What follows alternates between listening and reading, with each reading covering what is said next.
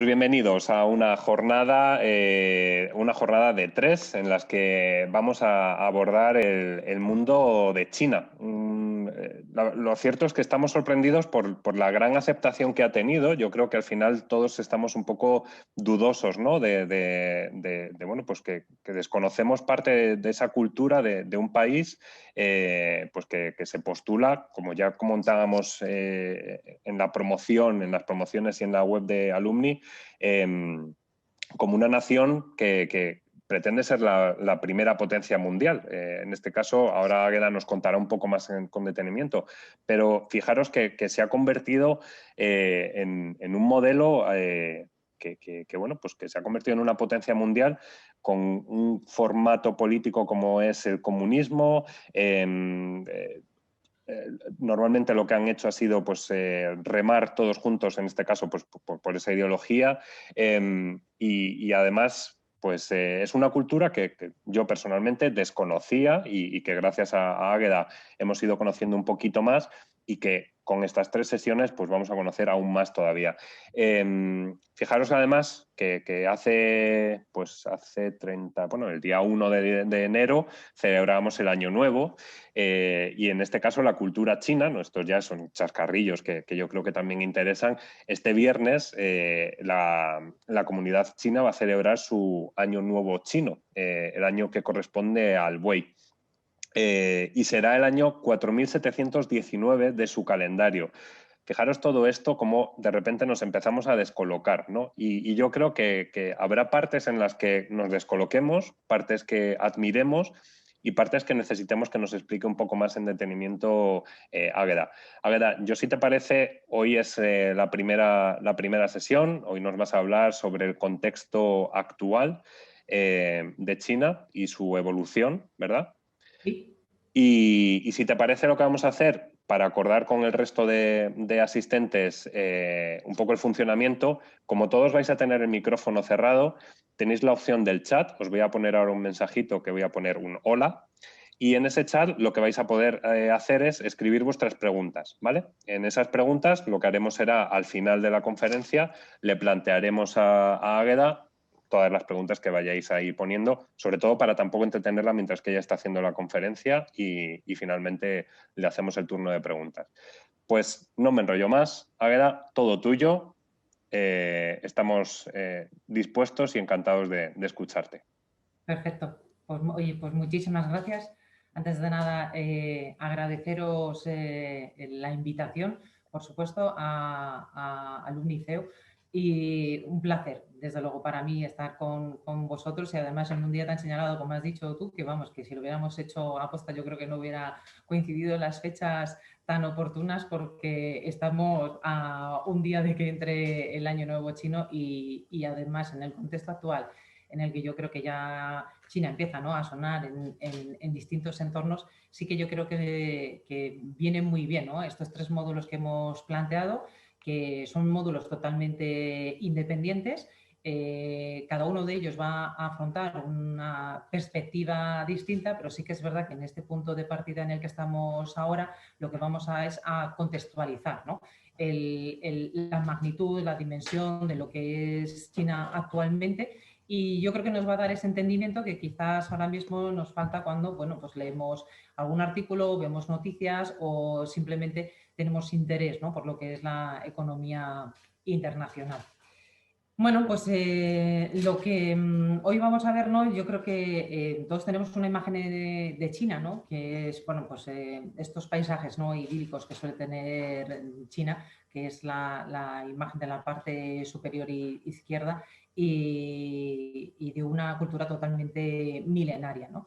Pero hoy nos vamos a centrar, ¿no?, en cómo ha podido llegar, ¿no?, a ser esa transición, ¿no?, de todo este entorno confuciano y todo este entorno de una cultura que tiene más de 3000 años, a lo que vemos en la parte de abajo, que es uno de los grandes rascacielos que ahora mismo hay en una de las ciudades un poco del interior de China, en Chongqing. Y bueno, si más o menos tenéis alguna idea de algún edificio de Singapur, se le parece muchísimo a uno de los edificios de Singapur, que es el edificio de la vela allí. Entonces, bueno, esta transición se ha producido en los últimos 40 años y eso es a lo que nos vamos a dedicar en esta ocasión, ¿no?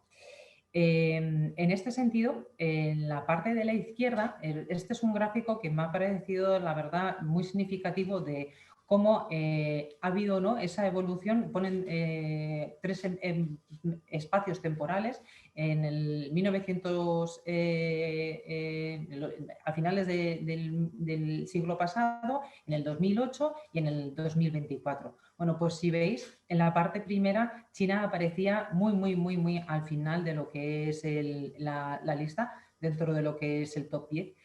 Bueno, pues lo que comentaba era justo el gráfico de la izquierda, en donde nos aparece, ¿no?, al final del siglo pasado cuáles eran las economías más importantes, ¿no? Luego ponen otro espacio temporal, que es el 2008, y un poco la proyección al 2024. Bueno, pues si lo que veis es que China estaba ocupando en aquellos entonces, ¿no?, el último de los puestos entre las grandes potencias, y si seguís la línea temporal de cada una de ellas, hay incluso algunas que desaparecen incluso del top 10, mientras van ascendiendo otras que se van incorporando a esta ranking mundial de las grandes potencias. Bueno, pues en definitiva, China desde luego es el que mayor incremento ha tenido, pero no solamente es que haya tenido mayores incrementos, sino que está previsto que llegue a ser la primera potencia mundial en el 2024. Este gráfico pone 2024. Hasta ahora, antes de la pandemia, el espacio temporal en el que se estaba previsto que fueran a converger las dos economías mundiales era en el 2030. Esto era más o menos un poco la tónica general o la conclusión a la que habían llegado diferentes analistas económicos. Ahora bien, ha habido un evento importante que ha ocupado, ¿no?, todo lo que es la economía internacional y la ha ocupado a la misma vez, y esto ha sido la pandemia.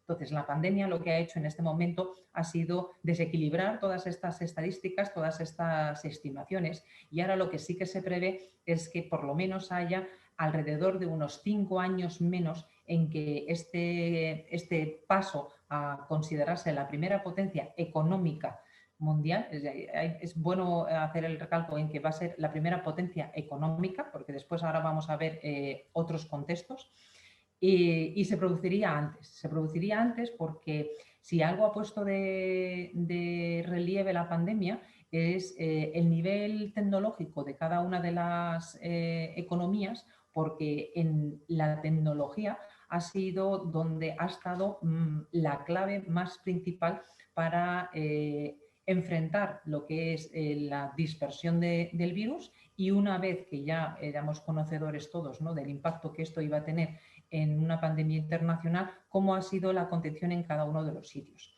Si vemos la comparativa entre los países asiáticos, no necesariamente China, pero también podemos mirar a un Singapur, a un Taiwán, a un Corea del Sur, ellos están entre los principales países que han atajado a través de los medios tecnológicos medidas que han desplegado toda una contención de un tema que al final ha impactado directamente en la economía de cada uno de los países. Es ahora cuando las estimaciones de cómo podía o cuánto de avanzada estaba la tecnología china se ha puesto de relieve. Es decir, antes podríamos decir que teníamos un conocimiento un poco mucho más analítico de lo que eran las estimaciones de cuáles son las diferencias entre el nivel tecnológico que tiene la primera potencia mundial, Estados Unidos, respecto a China. Pero en este caso, lo que ha sido la teoría se ha llevado a la práctica, desgraciadamente por un evento tan desastroso, ¿no?, como es la pandemia que todavía estamos pasando, pero sí lo que ha puesto de relieve es que los países que tecnológicamente tienen un entorno mucho más avanzado han atajado más y mejor esta situación. De ahí que las estimaciones ahora sean a nivel económico, que el paso de la primera economía se vaya a producir 5 años antes. Esto principalmente viene porque de los países mundiales, en el 2020 solamente uno ha tenido crecimiento positivo del PIB, y ese ha sido China. Ha tenido un crecimiento del 2,3% del PIB, mientras el resto de las economías occidentales y asiáticas y del mundo en general han tenido importantes retrocesos. Para el año que viene las cosas pintan bastante mejor, las economías se van a ir recuperando, pero sí que es verdad que los niveles de recuperación nunca van a ser iguales, porque la ventaja temporal que ha tenido China al recuperarse antes de los efectos económicos que ha producido la pandemia, la van a ir arrastrando otras economías.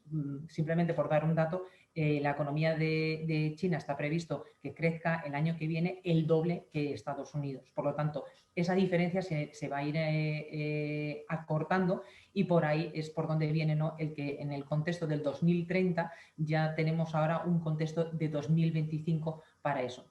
Y 2025, estando en el 2021, pues como podréis entender, es dentro de pasado mañana.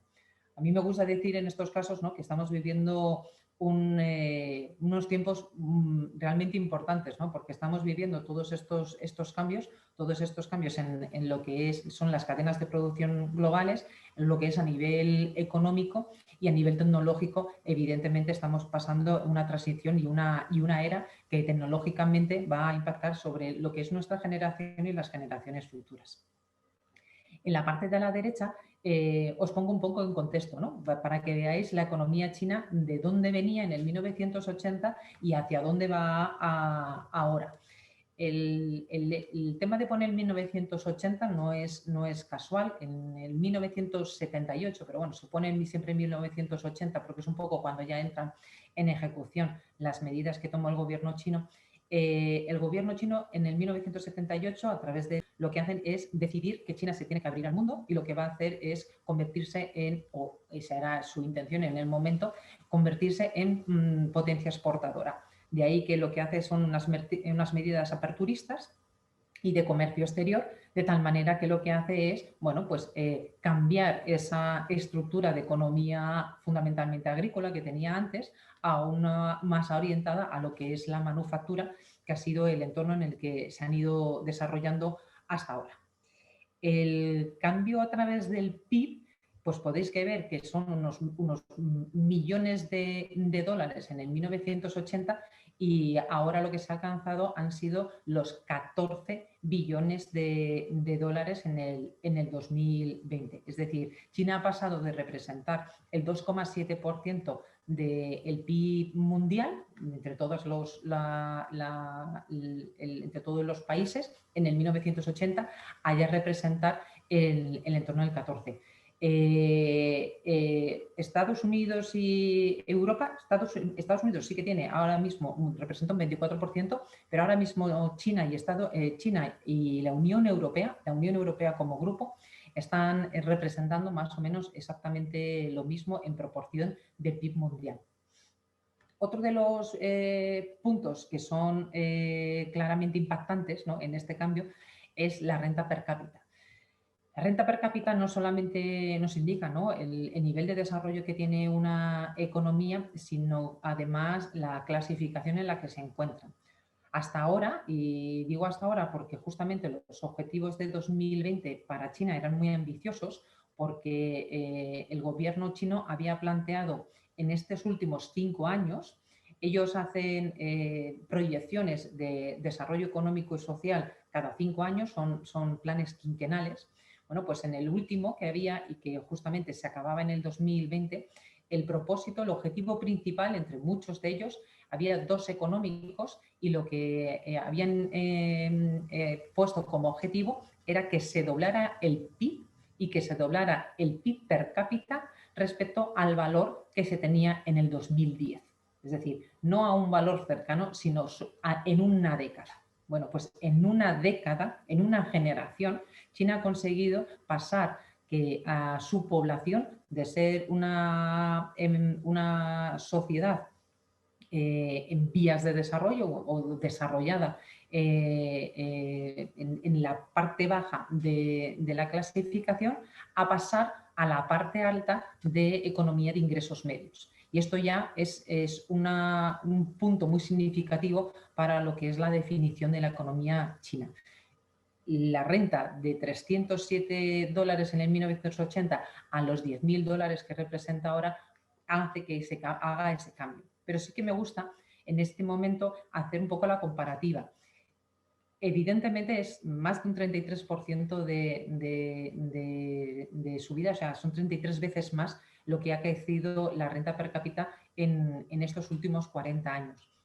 Pero aquí lo que tenemos que comparar es que, aunque Estados Unidos es la primera potencia mundial y China es la segunda, la diferencia en renta per cápita es enorme. Es decir, estamos hablando que Estados Unidos tiene una renta per cápita alrededor de los $60.000 y la segunda potencia mundial, la que le está intentando o está en la carrera por el liderazgo económico y por el liderazgo tecnológico, está a una diferencia que es 6 veces menos la renta per cápita que tiene respecto a Estados Unidos. Como sabéis también, en referencia a lo que es el PIB, hay una manera de nombrar lo que es a PIB de dólares corrientes o a paridad de poder adquisitivo. Bueno, pues en esta clasificación, en paridad de poder adquisitivo, China sí ya estaría siendo la primera potencia mundial desde el 2014, según el Fondo Monetario Internacional. Es decir, si miramos el nivel de un país respecto a otro en algo que sí que lo podamos comparar, que es a paridad de poder adquisitivo, en ese momento, en el 2014, ya desde 2014, China estaría posicionada en el primer puesto y sería alrededor del 2025 cuando se supone que pasará este proceso en el que se haga la transición entre Estados Unidos y China si realmente finalmente se produce. Esto tiene evidentemente otras consecuencias, como es el tema de la urbanización. Ahora mismo ya no estamos hablando de una población rural. Sí que es verdad que hay muchísima diferencia entre lo que son las zonas de la costa y las zonas del interior. Las zonas de la costa se han visto favorecidas por el comercio internacional, por la gran potencia en la que se ha convertido China de ser la gran exportadora y la fábrica del mundo, y los puertos al final lo que han hecho ha sido desarrollar todo lo que es la costa y las ciudades que están a su alrededor. Por poner un dato, de los 10 puertos más importantes del mundo, 8 están en China. O sea, no solamente es capacidad de manufactura, sino también es capacidad de exportación. Y luego, en cuestión de población, bueno, pues la población ha crecido, no ha crecido tanto. Esto, como sabéis, también es un poco respecto al tema de la política del hijo único, aunque la política del hijo único es bastante más reciente, es de 2016, pero sí que es verdad que estamos hablando de poblaciones que son totalmente distintas. Y esto sí que va a ser importante cuando entremos más adelante en otros contextos, por ejemplo, en el contexto tecnológico, en el que estamos hablando de una población que, si lo comparamos Estados Unidos con China, bueno, pues China tiene una población de 1.400 millones, mientras que Estados Unidos tiene pues, alrededor de los 350. Es decir, estamos hablando de que China es 4 veces más la población de Estados Unidos. Paso a la siguiente transparencia, y entonces en esta más o menos lo que viene a contextualizar es lo que os decía antes. Estamos hablando de que China va a pasar a Estados Unidos en lo que es en el contexto económico.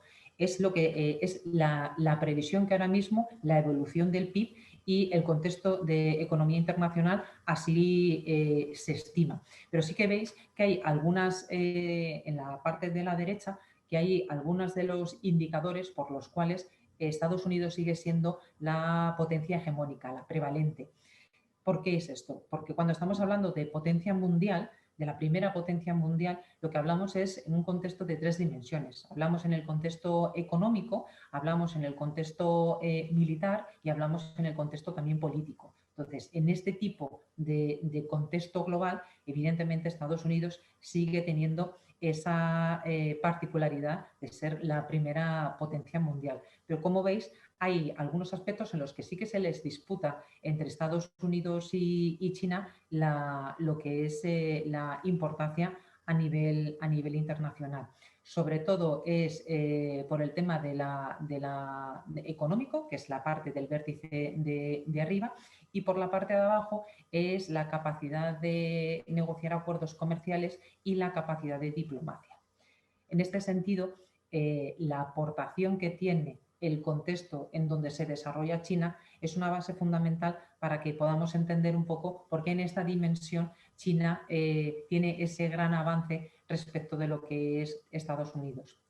Si vemos la transparencia, el gráfico de la izquierda, veis que esto de que sea fábrica del mundo, evidentemente hay todavía un cierto recorrido en el que China sigue siendo la fábrica del mundo. Lo hemos visto ahora mismo también, ¿no?, en época de la pandemia, en donde todo lo que son los insumos relacionados con temas sanitarios y demás, pues fundamentalmente se fabrican allí y gracias, ¿no?, bueno, pues a la producción masiva que se ha ido desarrollando, pues hemos tenido el equipamiento a nivel mundial, porque actualmente, ¿no?, ese tipo de fabricación está concentrada en China. Si lo veis en lo que es el gráfico de la izquierda, pues veis que a nivel de balanza comercial, es decir, con qué países China tiene un superávit y con qué países China no tiene un superávit, evidentemente China tiene superávit con aquellas grandes potencias. Es decir, ya sabéis que lo que es la guerra comercial con Estados Unidos tiene de todo menos comercial, es decir, se le ha puesto el nombre de guerra comercial porque al final lo que han hecho es aplicar aranceles, se han aplicado recíprocamente, pero lo que había es más un contexto de desgaste económico, y ese desgaste económico estaba fundamentalmente basado en una aspiración, cortar las aspiraciones tecnológicas que tiene China en esta carrera por la tecnología. Pero en cambio, si veis de la parte superior para arriba, bueno, pues hay otros países como puede ser Australia o Corea del Sur, es decir, más en el entorno de lo que es la región asiática, en donde estos países, que también forman parte de las cadenas de producción globales, sí que tienen menos competencia en este sentido con China, y por lo tanto ahí la balanza comercial está más igualada. Por lo tanto, podríamos concluir que sí, efectivamente, China sigue siendo la fábrica del mundo, pero ahora mismo China, el contexto en el que ahora mismo está y lo que hemos visto en esa gran evolución, ¿no?, entre de crecimiento entre lo que era el 1980 a lo que ha sido ahora, lo que China se encuentra es en un proceso de cambio, en dejar de ser la gran fábrica del mundo, en dejar de ser la mayor manufactura global, a pasar a ser un proveedor de servicios tecnológicos. Es decir, lo que se plantea es que dentro de las cadenas de producción globales, las cadenas globales, China vaya incorporándose en las partes altas, es decir, en aquellas partes en donde no solamente la manufactura, no solamente el ensamblaje es el importante, sino lo que es importante es el valor añadido que se le va dando. Y fundamentalmente el valor añadido, cuando estamos hablando de cadenas de valor globales, lo aporta la tecnología. En la presentación en la figura de la derecha, lo que veis es, ¿no?, un poco cómo se catalogan en distintos indicadores la competencia entre Estados Unidos y China. Lo que veíamos, ¿no?, es que en determinados indicadores, que sobre todo son el económico, el comercial y la influencia política, ahí sí que hay una preponderancia de China respecto a Estados Unidos, pero en cambio en otras componentes hace que Estados Unidos siga siendo la potencia hegemónica mundial. Esto os comentaba que es por el tema del el entorno en donde se desarrolla China. China se desarrolla en un entorno asiático. Tenemos que recordar en este punto que los 4 grandes dragones asiáticos se produjeron también en China, por ahí el nombre de dragones asiáticos, y me refiero a Hong Kong, me refiero a Singapur, me refiero a Corea y me refiero a Taiwán. De ahí es donde salieron, como dijéramos, la segunda tanda de innovación tecnológica dentro de lo que es el ámbito asiático. Es decir, por una parte empezó el proceso de industrialización Japón, siguieron los 4 dragones asiáticos, y lo que ha habido ha sido una tendencia creciente que hay dentro de lo que es el entorno para lo que es la asimilación del desarrollo tecnológico y la implantación en lo que son los procesos productivos, de tal manera que China ha pasado, ¿no?, ese gran nivel de convertirse en una gran potencia exportadora y de manufactura, a ahora lo que estamos viendo en lo que es el entorno en el que se está desarrollando, que es el mayor de los ecosistemas tecnológicos mundiales que hay actualmente. ¿Esto qué ha dado? Como,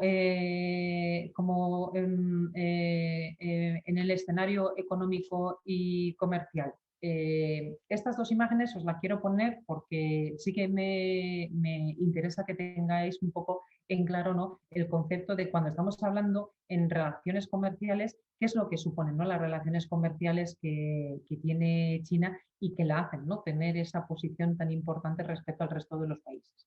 Si veis la parte superior a la izquierda, es la imagen de lo que es la ruta de la seda. Yo estoy segura que la ruta de la seda la habéis oído en más de una ocasión. Hay una línea azul, que es lo que es la ruta de la seda marítima, y lo que son las grandes líneas intermedias son lo que se denominan los corredores económicos.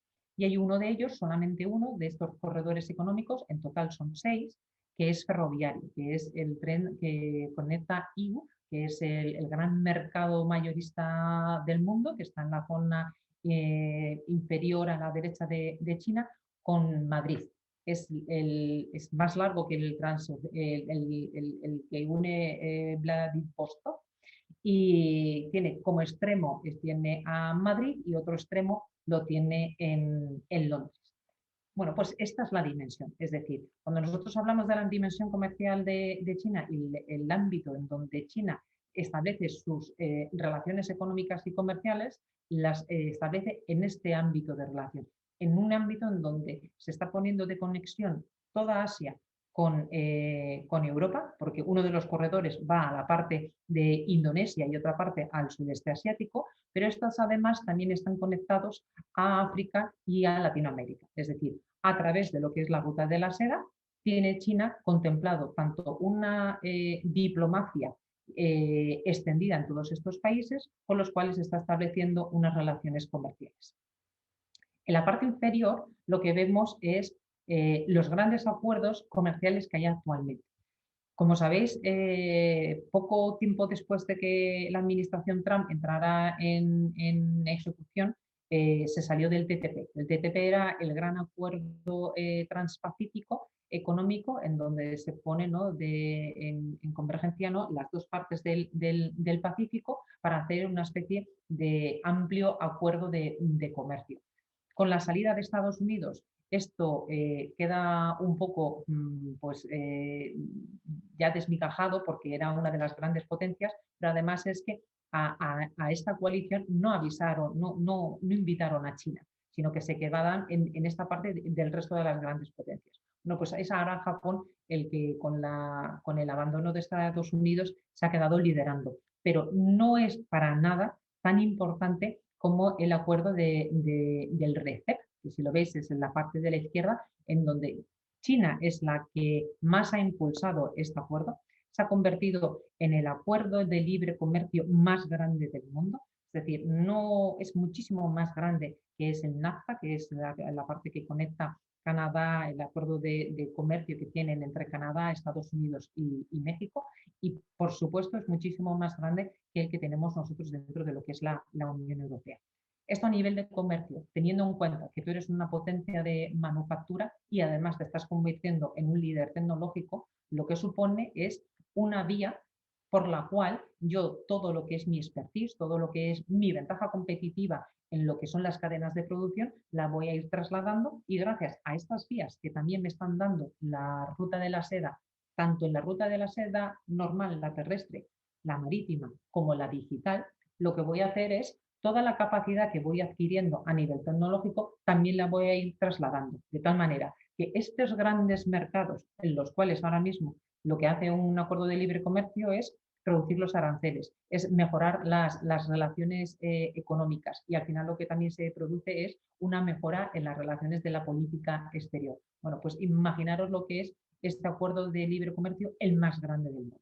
Bueno, pues no solamente es el más grande del mundo, sino lo que hace es que además se firma en el mes de noviembre.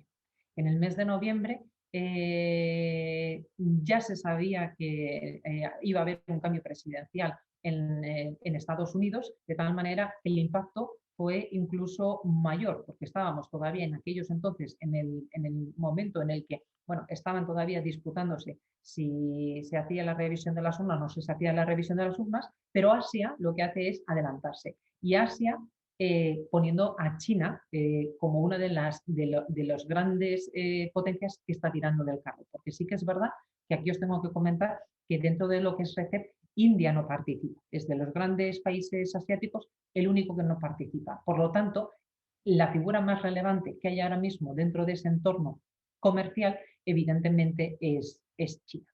Y justamente este entorno de comercio es lo que también después ha llevado a que la Unión Europea haya establecido con China el Acuerdo Integral de Inversión.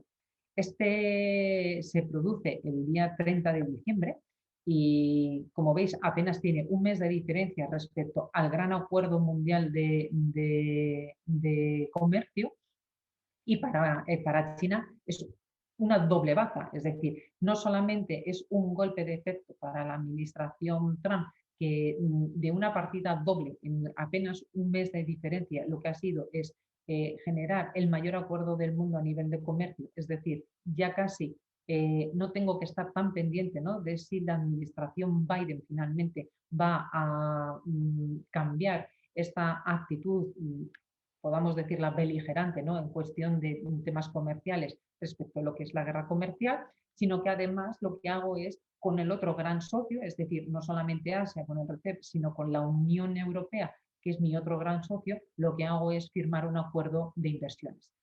Esto pone de relieve la gran capacidad que tiene actualmente China, no solamente en el ámbito económico, sino en el ámbito de lo que es las relaciones internacionales, y de ahí un poco el ámbito en el que veíamos antes, en el que en esta esfera de indicadores, China evidentemente adelanta a Estados Unidos, un poco porque ahora mismo la situación actual, también con el cambio de la presidencia en Estados Unidos, pues se está equilibrando y sobre todo se están redefiniendo cuáles van a ser los pasos. Pero aunque se redefinan los pasos, lo que sí que se han asegurado ambas dos partes, tanto China como Europa, es un proceso de estabilidad. Es decir, para Europa ha sido un gran hito. Después de 7 años se ha conseguido cerrar ese acuerdo justamente a 2 días de terminar el año, justamente a 2 días de terminar la presidencia rotativa de Alemania dentro de lo que es la Comisión Europea, y lo que muestra es un escenario de estabilidad para que China alcance lo que comentábamos al principio, es decir, que el 2021 sea no solamente un año de recuperación, sino un año de estabilización de lo que es el crecimiento económico, porque sí que es verdad, y en esto siempre tenéis que tener en cuenta esta diferencia, ¿no? Es decir, China tiene dos partes, una parte muy desarrollada, las partes del interior, y otra parte en donde China está poniendo todo su empeño en que siga creciendo a los mismos ritmos a los que crece en general la economía del país. Bueno, esto se ha generado fundamentalmente gracias a uno de los cambios más estratégicos que ha hecho China conceptualmente en lo que es estrategia de desarrollo económico, y esto ha sido la I+D. El proceso de intentar pasar de ser una gran empresa de manufactura a ser una gran empresa global de la tecnología ha sido gracias a la dedicación y a la inversión que han hecho en I+D desde hace ya bastante tiempo. Desde el 2012, China ya adelantó a la Unión Europea como inversión, porcentaje de inversión sobre el PIB. Es decir, ya llevan casi una década en lo que, como en la Unión Europea como grupo de 28 que éramos antes, China ya dedicaba mayor porcentaje del PIB a la I+D. Este gráfico lo que muestra, sin embargo, es a paridad de poder adquisitivo, es decir, a paridad de países, ¿cómo sería esa clasificación? ¿Por qué? Porque a otra clasificación China no está tan en puntos tan elevados, no ocupa la segunda posición, pero sí que a paridad de poder adquisitivo está de frente a frente, ¿no?, con la rivalidad de Estados Unidos en la inversión, que al final lo que se está produciendo es este cambio tecnológico, que no solamente es un cambio tecnológico como lo que veníamos acostumbrados a tener hasta ahora, sino lo que se está produciendo actualmente es el cambio de una revolución industrial. Y esto supone mucho más que solamente un cambio tecnológico. Si veis de aquí, es importante destacar que de los 4 países que a paridad de poder adquisitivo más dedican al PIB, 2 son asiáticos. Por lo tanto, eso también nos da ese punto de mira por el cual si China está dentro del entorno, dentro de ese escenario en donde mayor se va a hacer el desarrollo económico en las próximas décadas y además ellos están liderándolo, evidentemente esta transición va a ser quizás más deprisa de lo que nos podríamos estar esperando o lo que ha sido por lo menos hasta el nivel que nos ocupa actualmente. En la presentación anterior, en el gráfico anterior, lo que veíamos era un punto, ¿no? En los últimos años, cuál es el porcentaje de inversión. Pero si miramos en la línea temporal, que aquí es lo importante, lo que sí que se ve es cómo el resto de los países han ido creciendo. La parte de arriba es Estados Unidos y ese ha ido creciendo, evidentemente, porque la parte de I+D no solamente es nueva tecnología, sino también está dedicada a temas de militares. La parte de China desde 1900, desde el 2000, que es cuando ya entra China en la Organización Mundial de Comercio, es totalmente exponencial. Es decir, hay una total predisposición en ir incorporando esa capacidad de ser relevantes en las cadenas de producción globales y eso es a través de la I+D. Si veis la parte inferior, que son países como Japón y Alemania, siguen teniendo, y Corea, siguen teniendo esa predisposición por la I+D, sobre todo porque ellos ya han ocupado dentro de esta cadena de valor puestos importantes, cada uno tiene una ventaja competitiva dentro de este ámbito, cada uno se ha hecho su hueco y es referente mundial en ciertos sectores. Y para poder seguir manteniéndolo es necesario invertir en I+D, es necesario incorporar tecnología a todo mi proceso. Pero evidentemente, si yo lo que vengo es de un entorno muchísimo más rural, necesito una mayor inyección, ¿vale? Si veis en la parte de la derecha, no es Estados Unidos el país que más invierte en I+D, es Israel. Esto ahora mismo, bueno, pues el tema de la pandemia también ha puesto un poquillo, ¿no? de relieve, ¿no? La capacidad que está desplegando también Israel en este sentido.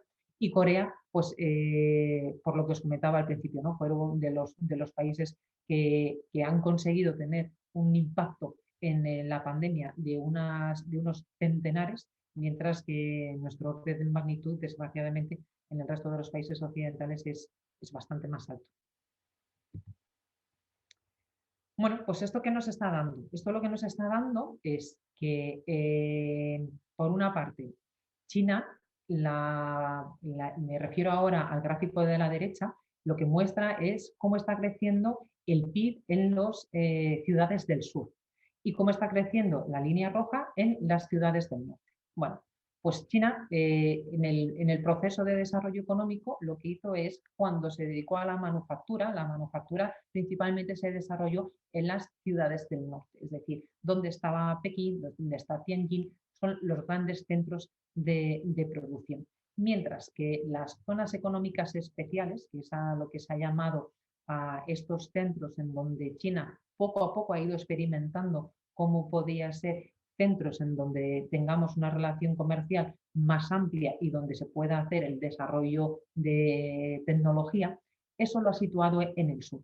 De tal manera que ahora todas las ciudades del sur, lo que se dice la Gran Bahía, la zona de la Gran Bahía, que es la parte de Shenzhen, que es la ciudad, como dijéramos, centro de lo que es el desarrollo tecnológico de China, está generando todo un ecosistema que produce que todo lo que son las provincias de alrededor son las que se están desarrollando tecnológicamente, tanto que la aportación al PIB es muchísimo superior ya en la parte de China, en la parte del sur, que en la parte de China, de la parte del norte, que se dedicaba antes a la manufactura y que poco a poco se va a tener que ir haciendo esa transición para no quedarse relegada, porque ya el país ha decidido que esa parte va a ir dejándola y van a ser otros países asiáticos los que van a ir incorporándose a esos huecos que China ha ido dejando. Bueno, pues no solamente es el desarrollo de esas ciudades, el desarrollo de esas ciudades que ya no solamente están pegadas a la costa, porque ya no se va a dedicar tanto a la exportación y por lo tanto no es necesaria esa proximidad, ¿no?, a los puertos, sino que el desarrollo de las ciudades está generando ciudades que tienen el PIB de países. Es decir, no solamente es que a nivel de provincias, las provincias del sur estén inyectando muchísimo más crecimiento al desarrollo de China, sino que, como veis, cada una de esas provincias, el equivalente es el equivalente a lo que es el PIB de ciertos países, pues como vemos, pues como un Francia, como un Egipto o como un Sudáfrica. Es decir, esa única provincia tiene tanta importancia económica como un país entero. Esto lo que está generando, es que esas empresas que están focalizadas en estas áreas del sur, están empezando a ser relevantes. Son tan relevantes que empiezan a estar indexadas dentro de los rankings internacionales. El mayor y el más prestigioso ranking internacional a nivel de empresa es el Global Fortune 500, y ahí lo que veis es cómo el año pasado se produjo el hito histórico de que hubo más empresas chinas indexadas en el Fortune 500 que empresas americanas. El año pasado fue el primer año en donde se produjo este cambio. Esto es a valor absoluto del número de empresas que están participando. Y ahí en ese valor están empresas que ya pueden ser petroleras como pueden ser tecnológicas. Aquí lo importante es el ascenso, de nuevo, este ascenso temporal de cómo antes China ni siquiera estaba contemplada que sus empresas tuvieran una capacidad como para poder estar en los entornos internacionales desarrollándose en los mercados, teniendo una capitalización que las ponga dentro de estos rankings, sino que ha llegado a ese nivel en donde ya sí que es un tú a tú con las empresas americanas. Esto es a nivel de número de empresas. Aquí la diferencia todavía se sigue manteniendo en el valor de la capitalización. Es decir, si lo miráramos en el valor de la capitalización, las empresas americanas siguen manteniendo todavía un nivel bursátil más importante. Es decir, siguen teniendo una mayor valoración globalmente lo que son las empresas americanas. Pero sí que es verdad que si lo pusiéramos igualmente en un espacio temporal, ese espacio temporal se va acercando y llegará un momento en el que se vayan equilibrando, e incluso no solamente sea el número de empresas el que sea igual o superior, sino que además el nivel de estas empresas tengan en el valor del mercado la misma valoración que aquí el único competidor, porque realmente por parte de ningún otro país se están aportando empresas internacionales tan importantes a estos rankings. Bueno, pues en esto, como os decía, hay empresas que bueno, pues están principalmente, ¿no?, todas las petroleras, pero cada vez más, ¿no?, empiezan a estar incorporadas las tecnológicas, que las tecnológicas, dos imágenes, lo que os pongo de manifiesto es que ya no existe solamente un polo tecnológico de creación de innovación, sino que el polo tecnológico ya estamos volvemos otra vez a lo que geopolíticamente antes era una bipolaridad, es decir, actualmente estamos en un multilateralismo a nivel económico, pero a nivel tecnológico estamos tendiendo hacia una bipolaridad en donde los dos centros, los dos polos tecnológicos, uno se concentra en lo que es la bahía de San Francisco, todo lo que es Silicon Valley, y por otra parte en China y todo lo que son las provincias del sur, como os había comentado. Si ves la gráfica de la derecha, aquí también se produce un cambio. Es decir, el año pasado, simbólicamente para lo que es China, no solamente por el tema de doblar el PIB per cápita y por incorporar en el Fortune 500 a más empresas que las empresas americanas, también se produce otro hito importante. Este caso fue en el 2019, que es en la generación de unicornios. Los unicornios son aquellas empresas que están valoradas en más de 1.000 millones de dólares. Y ahora mismo solamente hay dos grandes focos, que es Estados Unidos y China, y en el 2019 fue el primer año en el que China adelantó a Estados Unidos en el número de unicornios. Si lo viéramos por stock, por stock. Sigue teniendo todavía Estados Unidos muchos más unicornios generados en estas últimas décadas, pero en el espacio temporal de solamente el 2019 fue el año en el que y China incorporó a todas estas empresas a nivel tecnológico más que Estados Unidos. De 2006 por parte de China a 2003 por parte de Estados Unidos.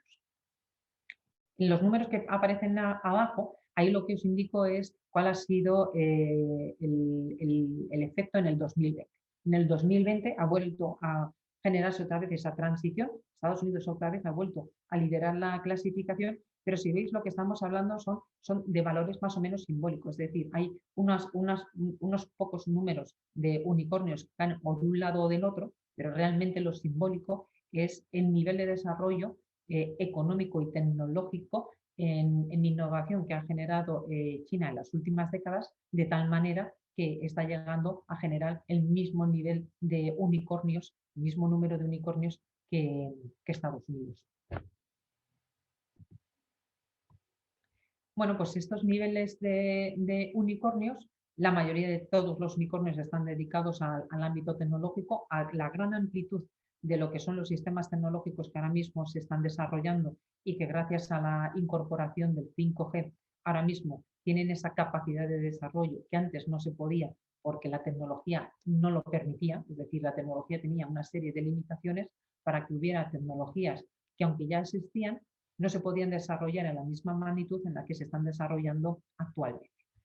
Bueno, pues en este caso, en el primero de los puntos en donde quiero prestar un poco más de atención es en el tema de Internet, porque al final es por ahí por donde nos llega el desarrollo de la tecnología y también el desarrollo de la sociedad. En el gráfico de la izquierda, lo que hay es una comparativa entre lo que es los grandes círculos azules es la aportación de China. Esto está en orden de magnitud, es decir, están puestos a escala. La parte superior es China y las azules más claritas es Estados Unidos, en 3 componentes.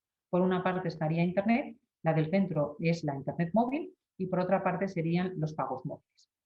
Bueno, pues a nivel de lo que es por población, ya sabéis que China tiene una población de unos 1.400 millones, el 70% de la población tiene conexión a Internet, es decir, todavía tiene China ese lastre, ese déficit de que la tecnología todavía no ha llegado a todas estas partes del interior. Y con el despliegue masivo del 5G que están haciendo y que sobre todo están intentando focalizarlo en el desarrollo de estas zonas del interior, pues estos niveles irán creciendo. Si ves, en cambio, en la parte de la población de Estados Unidos, pues casi todo el mundo está conectado a Internet, casi hay una conexión universal dentro de lo que es el propio país. Pero, sin embargo, en el siguiente nivel, lo que veis del Internet móvil, aquí sí que es importante la diferencia, porque la diferencia estamos en que el 96%, el 95% de los usuarios que tienen Internet móvil. Es decir, aquí la gran diferencia, y por eso es por lo que en China se están desarrollando estos ecosistemas de manera mucho más rápida y de manera mucho más amplia que en el resto de los países, es porque la tecnología fundamentalmente entra a través del móvil. Y a través del móvil lo que tiene es la facilidad, ¿no? La facilidad de interactuar con las redes sociales, el interactuar con las aplicaciones y el interactuar con todo un ecosistema en donde en China los entornos no están tan departamentados como los tenemos nosotros aquí. Es decir, nosotros tenemos entornos de redes sociales, nosotros tenemos entornos laborales, tenemos entornos educativos, mientras que en China lo que hacen es un poco que está todo dentro de un mismo ecosistema que no tiene sin fisuras. Es decir, tú realmente utilizas un WhatsApp, lo que es la aplicación que ellos utilizan, que es WeChat, pues lo utilizan tanto para el entorno de amigos como para el entorno de las compras, como para el entorno profesional. Es decir, hay contratos y hay relaciones profesionales que se siguen a través del WhatsApp, en cambio de su WhatsApp, pero en cambio nosotros esto no lo contemplamos así, es decir, nosotros contemplamos diferentes ámbitos y esto lo que también hace es que estos ámbitos se desarrollan a unas velocidades que no se van a enrollar nunca tan deprisa como se están desarrollando en China, porque al final casi en todas las plataformas, aquellas que son principalmente dedicadas a un entorno tecnológico, siguen teniendo esa conexión con otro sector, de tal manera que no te tengas que salir de una aplicación, de un entorno, para interactuar con otra, sino que ya lo hagas directamente a través de ese ecosistema que tienes en la palma de tu mano. Y después el tercer punto son los pagos móviles. En esto sí que es verdad que no hay ni punto de comparación. El entorno de China en cuestión de pagos móviles no solamente es porque el 80% de la población hace pagos móviles, sino porque en China ya hay una tendencia a que casi la moneda física está en proceso de gran desuso.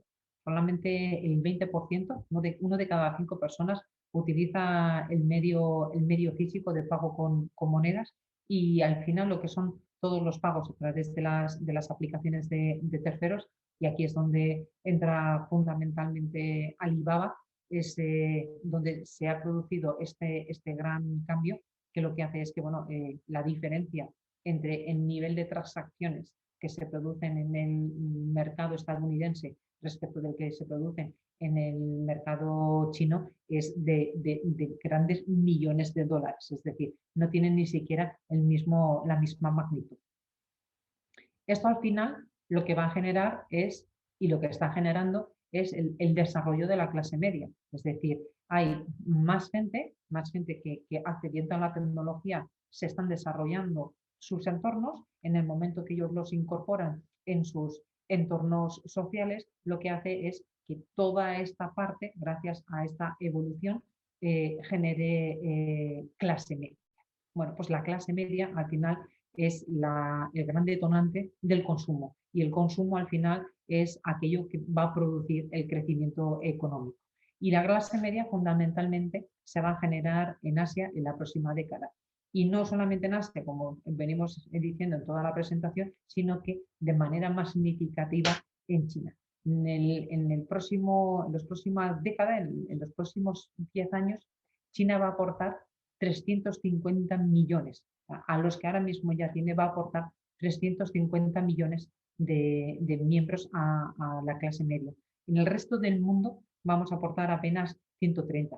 Entre otros, India es otro de las grandes aportaciones a la clase media, y sobre todo también el sudeste asiático.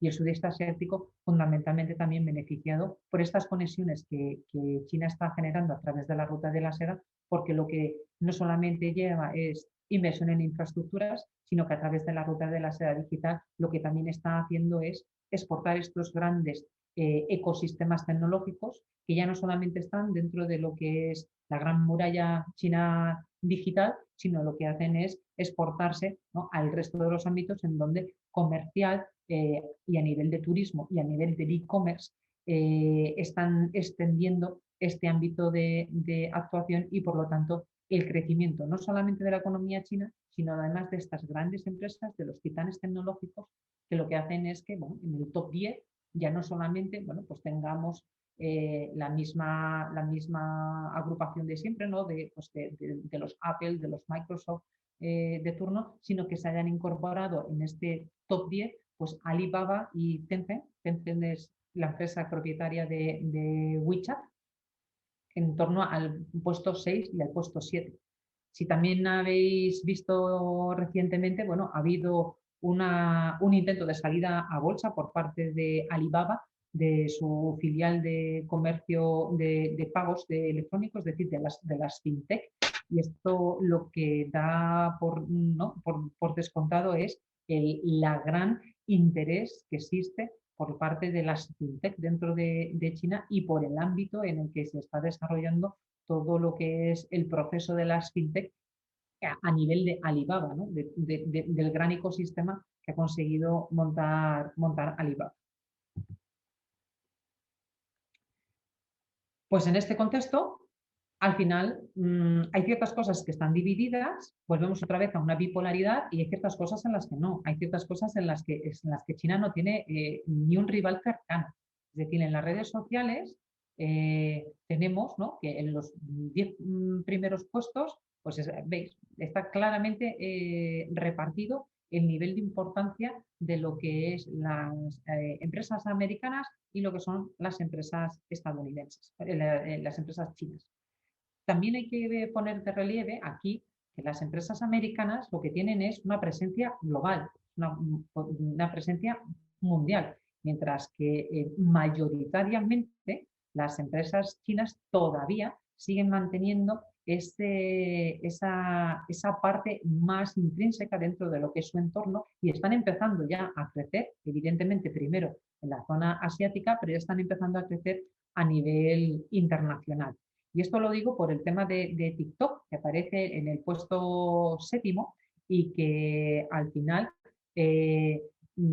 TikTok es el nombre internacional que se le ha dado a la aplicación que ellos tienen en China, porque en China no se llama TikTok, sino que se llama de otra manera. Pero aún así, lo que veis es que el número de usuarios que, pues, por Facebook, por ejemplo, son 2,7 millones de usuarios, bueno, pues WeChat es casi toda la población de China, porque son 1.400 millones, y esos de los 1.200 que aparecen ahí, en torno a 200 millones son usuarios fuera de China. Por lo tanto, es una comparación casi en términos no igualitarios, porque la mayoría de las empresas chinas siguen teniendo todavía una muy importante presencia dentro de China y no todavía están en una expansión masiva en el entorno internacional, pero aún así ya están liderando y compitiendo en el entorno de las redes sociales. En cambio, en el entorno del e-commerce es brutal, es decir, ahí sí que no hay total comparación, porque lo que supone el e-commerce respecto de las ventas totales, esto no hay quien lo compare, ni en ninguno de los otros países ya avanzados o no avanzados tecnológicamente. El tema de Alibaba y el ecosistema que ha conseguido montar en torno al e-commerce es tremendo. Sabéis, ¿no?, que ellos allí en China, el 11 de noviembre, tienen un día señalado, que es el 11 de noviembre, que es el Día del Soltero. Bueno, pues esa es la gran fiesta del e-commerce mundial, y solamente ellos en un día, en 24 horas, ellos generan 5 veces lo que el Black Friday. O sea, Black Friday entendido desde el Black Friday al Cyber Monday. 5 veces más. Es decir, no hay ni punto de comparación en lo que ellos han conseguido en el entorno del e-commerce. Y sobre todo ahora cuando al e-commerce, cuando ya un mercado totalmente maduro, porque podemos considerar que el mercado del e-commerce en China es un mercado totalmente maduro. Aquí en España, por ejemplo, ha habido un crecimiento del 20%, justamente en estos 8 meses de pandemia hemos generado un crecimiento del 20%, pero todavía estamos a niveles de e-commerce que están bastante lejos de lo que se muestra en la pantalla. La incorporación del live streaming es la nueva evolución para seguir desarrollando un entorno que ya dentro de su madurez necesita generar nuevos alicientes para ir generando ese crecimiento. Hemos hablado de las redes sociales, hemos hablado del e-commerce, pero no nos paramos ahí. Ahí también, dentro de lo que es la tecnología que favorece el 5G, pues en el entorno de la Internet de las Cosas, que es la parte superior izquierda, China ya casi representa el 25% de todo lo que es la aportación a nivel mundial, junto con el resto de empresas americanas y las empresas europeas. La parte inferior es el top 5 de los grandes países por clasificación de las fintech. En esto, como os comentaba, es exactamente el mismo escenario que estamos viendo en el tema del e-commerce, en donde China es de largo el país en donde se produce un volumen de transacción muchísimo más elevado que Estados Unidos. Estamos hablando de en torno a 6 veces más el número de transacciones en dólares que hay respecto con el siguiente nivel. Y en la parte de la derecha hablamos de tema de inteligencia artificial. Es decir, en temas del 5G hay ciertos apartados, ciertas tecnologías que se están desarrollando, unas más rápidas que otras, y en aquellas en donde China está más adelantada, dentro del 5G es precisamente es en las patentes del 5G. Pero aquellas cosas, aquellas tecnologías que se favorecen gracias a esa implantación y a ese desarrollo tecnológico, como por ejemplo la inteligencia artificial, bueno, pues ahí China todavía está en esa carrera, ¿no? Pero en esa carrera en donde, si veis también la evolución, lo que está es que antes China apenas tenía presencia dentro de los grandes protagonistas dentro de la inteligencia artificial, que es una de las grandes componentes del desarrollo que se van a producir en los próximos años, ahora ya también está en ese punto en el que está compitiendo en los entornos internacionales con otras grandes potencias. Además, en este punto os quería comentar un tema que al final nos marca un poco la tendencia. Esto no solamente es porque cada uno de los países decida más o menos invertir en innovación, más o menos dedicar parte de su gasto en I+D, sino también es el impulso que se da al estudio de las carreras tecnológicas, es decir, de lo que se llama en inglés como las STEAM. Bueno, pues en este desarrollo de las STEAM, que al final son los ingenieros, los matemáticos, los grandes científicos, los que hacen este tipo de aportaciones, porque esto es el resultado, estas son las plataformas, esto es la solución comercial que se pone en el mercado a través de una empresa. Pero eso lo fabrican al final personas que están detrás desarrollándolo. Pues en eso, ahora mismo China está generando 3 veces más graduados en STEAM, en carreras STEAM, que Estados Unidos. Y ya lleva bastantes años haciendo esta aportación. Antes era incluso mayor. El hecho de que haya más porcentaje de interesados, de graduados que se dediquen a las enseñanzas de las STEAM, lo que hace es que anteriormente la población china que estaba interesada en hacer este tipo de estudios se iba a Estados Unidos a estudiar pues, en el MIT o en cualquiera de estas otras grandes universidades. Bueno, pues ahora la tendencia cambia. ¿Por qué? Porque ya China se está convirtiendo en una potencia tan tecnológicamente avanzada y donde una economía sustenta este empuje que se está dando a este desarrollo tecnológico y social, lo que propicia es que cada vez menos haya estudiantes que elijan irse a las universidades americanas en favor del gran avance que han conseguido las universidades chinas, porque al final son las que están dando la cantera para que estos profesionales del mañana empiecen a desarrollarse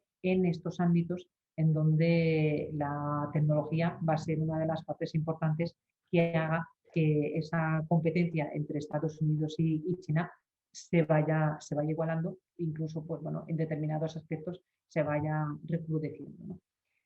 Y hablamos en temas tecnológicos muy puros, ¿no? Como es la inteligencia artificial, la Internet de las cosas, pero también hablamos de las renovables. Ya sabéis que China tiene la doble cara, ¿no? Por una parte es el mayor contaminador del mundo, pero por otra parte es el que más invierte en renovables. Hasta hace poco invertía más que Estados Unidos y Europa juntos. Ahora ya no, ahora ya sigue invirtiendo más, pero sí que las políticas, por ejemplo, puestas en Europa, lo que están haciendo es que por nuestra parte la inversión haya crecido en los últimos años de manera importante. Pero los datos que aparecen en imagen, en las dos imágenes de la izquierda, bueno, pues os dan un poco la idea de las magnitudes, ¿no? ¿De qué hablamos cuando hablamos de renovables? Y cuando hablamos de renovables también hablamos de los coches eléctricos.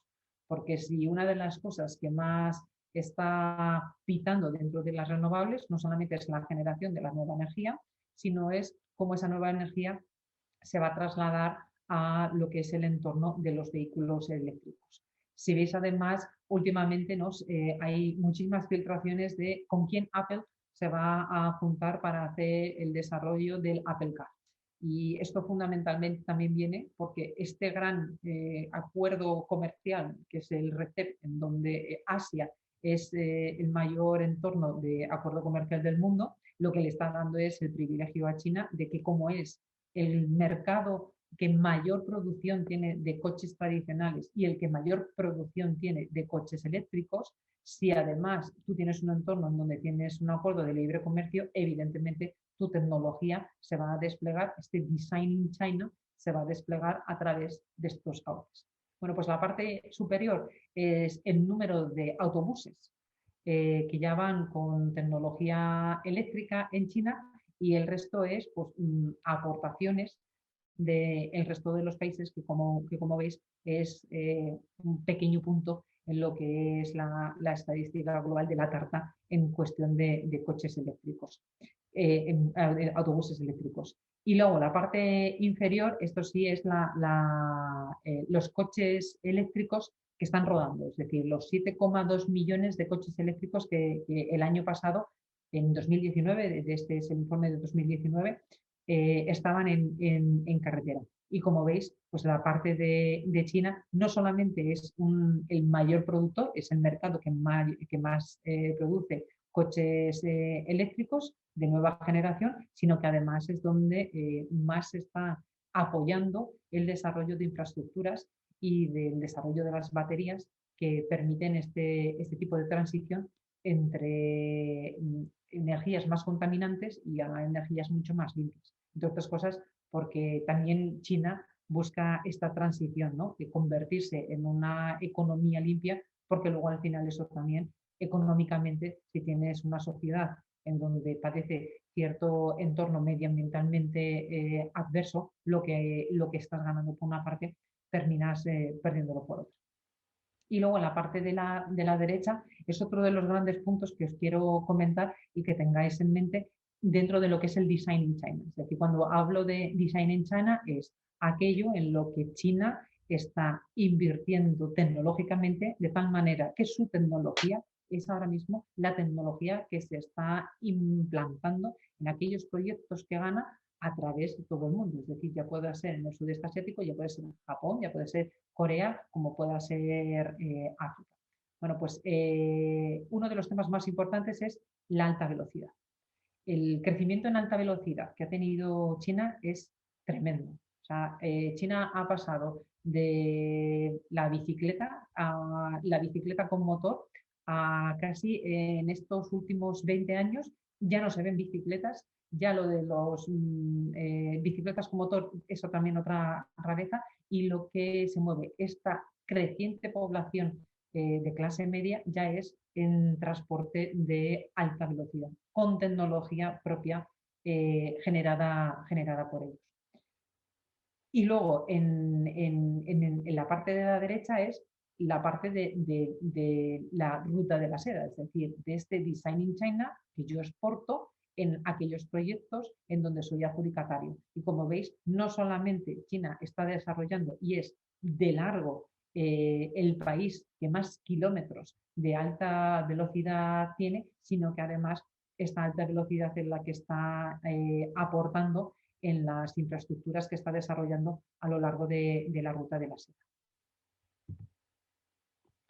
Y llegamos al punto casi final en el que es el 5G. El 5G tiene dos componentes. Por una parte son las patentes y por otra parte son los semiconductores. Es decir, los semiconductores, para que todos nos entendamos, es los chips. Es aquel circuitillo integrado, es decir, el cerebro de cada una de las tecnologías que utilizamos. Bueno, pues a nivel de lo que son semiconductores, China todavía no ha conseguido ese desarrollo que requiere para no tener que depender de potencias extranjeras. Y como veis, la parte americana y Taiwán es de los mayores productores de semiconductores que existen en el mundo. Todavía se estima que tiene que haber unos 4 o 5 años entre que China adquiera las capacidades como para desarrollar chips que sean lo suficientemente pequeños, o sea, estamos hablando de nanos, lo suficientemente pequeños como los que se desarrollan ahora mismo en entornos más avanzados como es la producción de estos chips en Estados Unidos y en Taiwán. En este ámbito es donde China todavía permanece en esa capa baja de la cadena de valor porque todavía se dedica a la manufactura, es decir, al ensamblaje. Es decir, en esta parte China todavía la capacidad de semiconductores que tiene le permite hacer equipos electrónicos donde la incorporación de alta tecnología no sea excesiva. Y ahí sí es de producción propia. Pero en temas tecnológicamente más avanzados, ahí es donde necesita la aportación de empresas extranjeras. De ahí viene la guerra comercial y las limitaciones, las prohibiciones que hizo la administración la administración Trump para que hubiera ciertas empresas que no pudieran hacer la provisión de estos semiconductores a China de tal manera que la gran empresa, que es la gran referente a nivel tecnológico del 5G, que es Huawei, no pudiera desarrollar toda esa producción que ahora mismo tiene prevista porque le falta esta parte del corazón, esta parte del chip. Si lo ponemos en contexto, China dedica a importación de semiconductores más de lo que dedica a la importación de petróleo. Es decir, el petróleo hoy en día es lo que mueven las economías del mundo y China, que lo que quiere es hacer esta transición de tal manera que no tenga esa dependencia con el mundo exterior, sobre todo de potencias extranjeras, que puedan llegar. Esto ya antes era una previsión antes, porque ya viene de un proyecto que se llama Made in China 2025 y que se ideó en torno al 2015. Bueno, pues en el 2015 no estaba previsto ni que fuera a haber una guerra comercial en el 2018, pero ya China tenía esa previsión de ese cambio. Bueno, pues aún así, todavía China sigue invirtiendo en importación muchísimo más dólares de los que invierte para comprar petróleo. Pero en cambio, en la otra cara de la moneda, de la parte tecnológica, de las nuevas tecnologías, sí que tenemos un líder indiscutible que es Huawei. Y en nivel de patentes. Las patentes, al fin y al cabo, son aquellas que me van a permitir decidir cómo se evoluciona la tecnología. Es decir, todas aquellas desarrollos tecnológicos que van a ser posibles gracias a la implantación y el despliegue del 5G, lo que genera es que se hagan a través de patentes que todas estas empresas que veis ahí han ido incorporando dentro de lo que es los estándares internacionales. De largo, Huawei es la empresa que mayor número de patentes tiene y aquella que va a tener más. Y si veis, Estados Unidos no es una competencia directa, porque lo que es Intel y lo que es Qualcomm, que son las dos empresas más importantes en el nivel de 5G en Estados Unidos, están bastante por abajo y aquí realmente la competencia directa se tiene con dos empresas europeas, que eso lo que nos va a permitir es que a nivel europeo no nos quedemos tan relegados si la aportación tanto por parte de Nokia como de Ericsson en este proceso sigue teniendo esa tendencia de tal manera que vayamos también cogiendo parte de esta tarta, de esta cuota de mercado en la generación de patentes. Pero sin duda Huawei es el líder indiscutible y en ese sentido es en el que se tiene la proyección de todas aquellas nuevas tecnologías, cómo se van a ir definiendo. Y en esta definición entra lo que comentábamos al principio de la cuarta revolución industrial. Es decir, por primera vez y gracias a esta inversión que ha hecho China durante las últimas décadas, China va a ser un actor principal de lo que es la cuarta revolución industrial.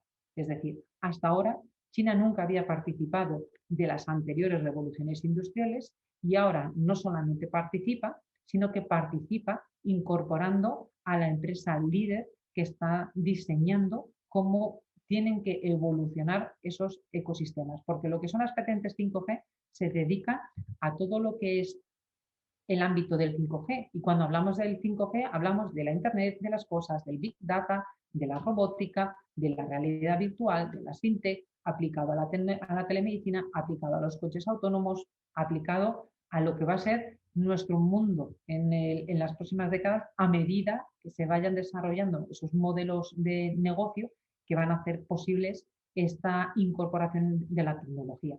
Esto ya en China está produciendo Smart Cities. La evolución a medida que el 5G se vayan incorporando en lo que es las cadenas de producción, en la robótica, lo que va a generar es que se generen Smart Factories y al final cuando tengamos ese compendio de las Smart Cities, de las Smart Factories, lo que nos iremos es convirtiendo en una Smart Society. Sin duda, aquellos países que tengan una mayor aportación al 5G, es decir, tengan una adopción de la tecnología mayor, serán aquellos que antes vayan incorporando estas tecnologías, antes vayan desarrollando los modelos de negocio que lo sustentan y antes vayan generando esa economía desarrollada a través de la economía digital. La economía digital, más o menos en China, ahora mismo representa el 15% de la economía total del país. Por lo tanto, si uno de los puntos importantes en donde China quiere seguir manteniendo ese crecimiento es en ese desarrollo de la tecnología, es en ese desarrollo del 5G. Y como dato anecdótico, comentaros que aquí, ¿no? Aquí todavía tenemos, ¿no? ese déficit de la asignación de las frecuencias, de la licitación de las licencias, y en cambio en China, el día después de que se levantara la pandemia, que allí también estuvieron 2 meses de confinamiento, al día siguiente ya las empresas chinas, las 3 principales empresas de telecomunicaciones chinas, comenzaron los despliegues con inversiones que incluso fueron mayores a las que estaban hechas en el año anterior. Es decir, la progresión hasta alcanzar estas Smart Societies es mayor allí, simplemente porque además ellos son denominados por la GSAM, que es el organismo internacional, ellos son denominados early adopters, es decir, para ellos la última tecnología es la tecnología que ellos quieren incorporar. Para ellos el 4G casi es una tecnología obsoleta porque todas aquellas cosas que se pueden hacer a través del móvil, todo aquel ecosistema que hemos visto que se han montado, todo eso con el 5G mejora y evidentemente mejora la economía digital. Esto es todo lo que os quería comentar. El proceso de desarrollo de China, cuáles han sido los mecanismos que ha utilizado, contextualizar un poco, ¿no? De dónde viene China, dónde todavía está, porque aunque tengamos esas grandes magnitudes, ¿no?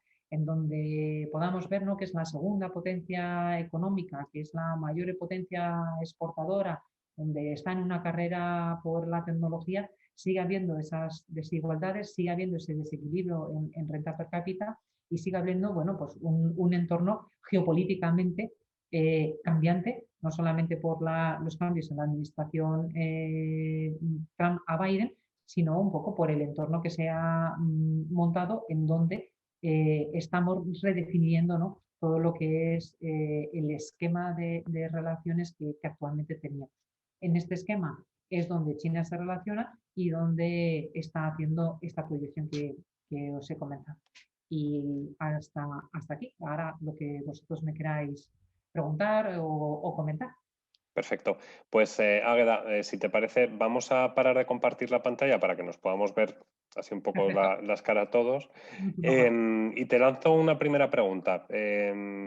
Bueno, deciros a todos que nos hemos alargado un poquito por esos primeros minutos que hemos tenido ahí un poco a trompicones, pero que bueno, que intentaremos que sean más compactas las próximas sesiones.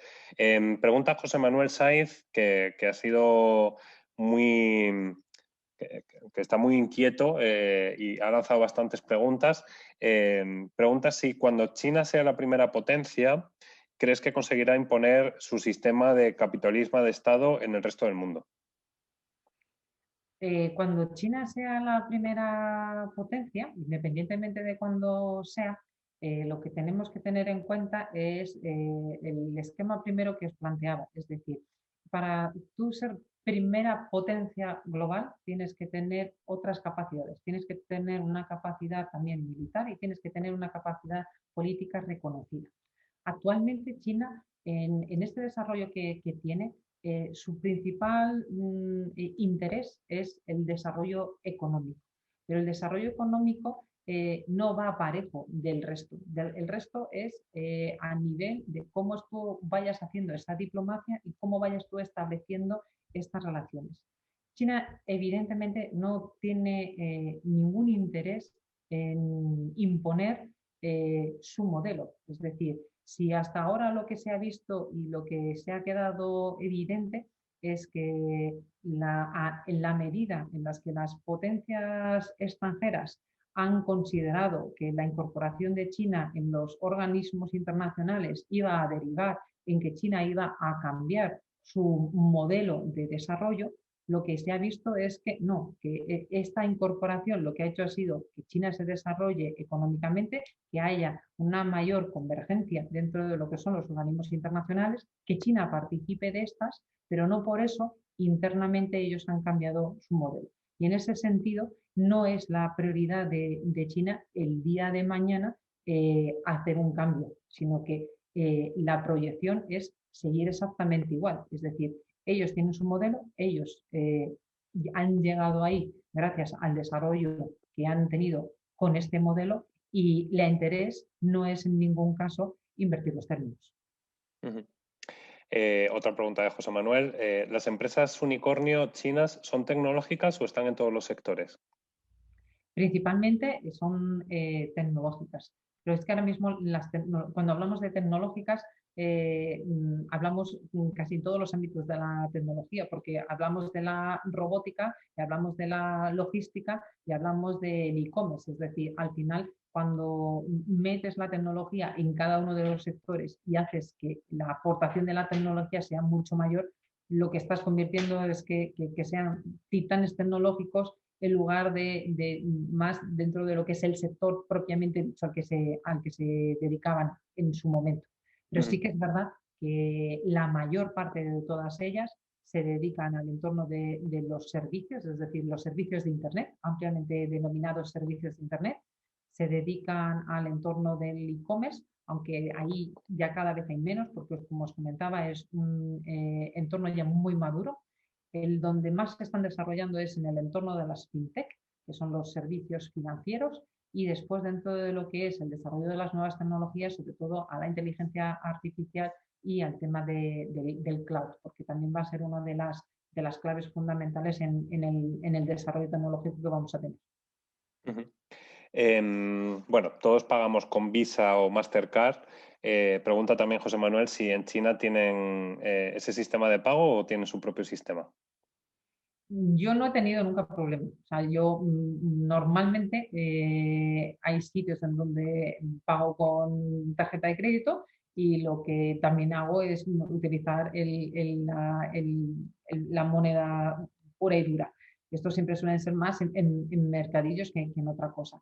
Pero sí que es verdad que para ellos es totalmente omnipresente el móvil. Y dentro del móvil, la aplicación de Alipay, que es la aplicación propietaria de Alibaba, y la de WeChat Pay, eso está por todos los sitios. Son pequeños bidis, igual que nosotros ahora los hemos incorporado para saber cuál es el menú del restaurante, pues ellos lo tienen desde hace mucho, mucho tiempo para hacer el pago. Y para ellos es muchísimo más rápido, muchísimo más cómodo. También es verdad que ellos el desarrollo de las tarjetas no lo han tenido. Es decir, tú no vas por China y ves puntos de ATM para sacar dinero, porque lo que son las tarjetas no han tenido esa penetración ni ese despliegue que hemos tenido nosotros en la parte europea y en la parte americana, incluso también en Sudamérica. Nosotros nuestras economías, ¿no?, se han desarrollado más en el entorno de ir haciendo la transición hacia lo que es el cartón, ¿no?, la tarjeta de crédito, y por eso también nos cuesta mucho más lo que es el medio digital, porque ya nosotros estamos plenamente satisfechos, ¿no?, con lo que es las prestaciones que nos da. Pero sí que es verdad que ahora con la incorporación de los bancos, ¿no?, con aplicaciones propietarias, se está viendo que la incorporación de las fintech dentro de lo que es el ámbito europeo sí que está creciendo y en el ámbito también americano. Pero en cambio ellos no están relacionados con un banco. Ellos son estas dos empresas que además de tener su pata del e-commerce y su pata social, lo que han hecho ha sido crearse además una fintech que está omnipresente por todas partes y que al final lo que no haces es tener pues, este grueso de tarjetas que nosotros tenemos, que al final las acumulas para todo y para ellos es solamente una, porque luego ya indirectamente esto por dentro ya cada uno va a hacer el pago que tenga que hacer.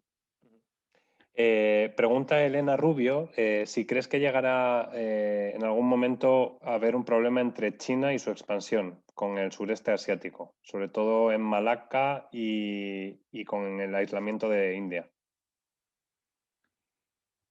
Entiendo que la pregunta va más dirigida a lo que es el entorno geopolítico y evidentemente el ascenso de China no es algo que agrade al resto de sus vecinos. Es decir, China con los vecinos ha tenido más de un rifirrafe, ha tenido enfrentamientos bélicos y evidentemente a ninguno de los vecinos les interesa tener a una China tan fuerte y tan bien posicionada y con tanto impulso, sobre todo en lo que es el desarrollo actual. Pero sí que es verdad que se benefician de ese impulso de China porque no solamente con la ruta de la seda, que son inversiones que se hacen en el país, sino con lo que es el desarrollo tecnológico, ellos se benefician de todo este entorno. Si no hubiera sido por todos estos cambios que hemos estado viendo durante estos últimos años, pues por ejemplo, igual que se ha tardado 7 años en hacer el acuerdo de integral de inversiones con la Unión Europea, pues me parece que llevaban como unos 10 años para crear entre todos los países asiáticos un acuerdo de libre comercio, porque al final eh, no todos están de acuerdo en que haya cierto protagonismo por parte de algunos. De ahí que, por ejemplo, pues India no se haya incorporado a la red precisamente por estas suspicacias. Pero sí que es verdad que el estrecho de Malaca es el punto más de mayor conflicto que hay en el mundo, es el estrecho por el que pasa el mayor número de recursos energéticos que hay en el mundo y además por ahí pasan no solamente los recursos energéticos para China, sino que también pasan los recursos energéticos para Japón y para Corea del Sur. Por lo tanto, un conflicto en esta zona no beneficia absolutamente a nadie. Lo que sí beneficia es que haya un desarrollo económico y que estos entornos de colaboración que se están abriendo, en donde quizás China tenga un mayor protagonismo, pero donde los demás también están ocupando estos puestos que, como os comentaba, en el momento que China va ascendiendo, va dejando otras partes libres, es decir, ya esas partes de la producción ya no las va a ocupar y las está ocupando otros países. De ese entorno, de esa cercanía a estas cadenas es de lo que se benefician estos países. Pero sin duda ninguna, todos ¿no? miran con el rabillo del ojo y están excesivamente ¿no? pendientes de cuál es el desarrollo por ahí que pues, bueno, pues India no solamente no se ha metido ahí, sino que también pues, ha frenado el desarrollo de ciertas aplicaciones para que se descarguen en el entorno de Internet de India. Es decir, sigue habiendo ¿no? esos puntos en donde la geopolítica se impone, pero de cada vez más la geopolítica terrestre, ¿no? la de las relaciones bilaterales, va dando cada vez más paso ¿no? a la geopolítica de la tecnología, donde todos estos ámbitos también empiezan a ser importantes. Entonces, no solamente es el estrecho de Malaca a nivel físico y la presencia también de Estados Unidos, que en los últimos años ha dejado de tener esa importancia para la política exterior y que en principio parece ser que ahora vuelva otra vez a retomarse, sino que a nivel tecnológico con la ruta de la seda digital pues se va creando más estrechos de Malaca, que al final este estrecho de Malaca es la ruta de la seda digital a nivel de la geopolítica en la región. Uh-huh. Otra pregunta de Elena Rubio, en este caso comenta si por problemas de la Unión Europea que no ha establecido una política industrial adecuada, nos vamos a quedar con falta de suministro en temas de nueva tecnología. Como comentabas antes, el tema de los chips, pues ¿hay peligro de que nos quedemos atrás en la Unión Europea?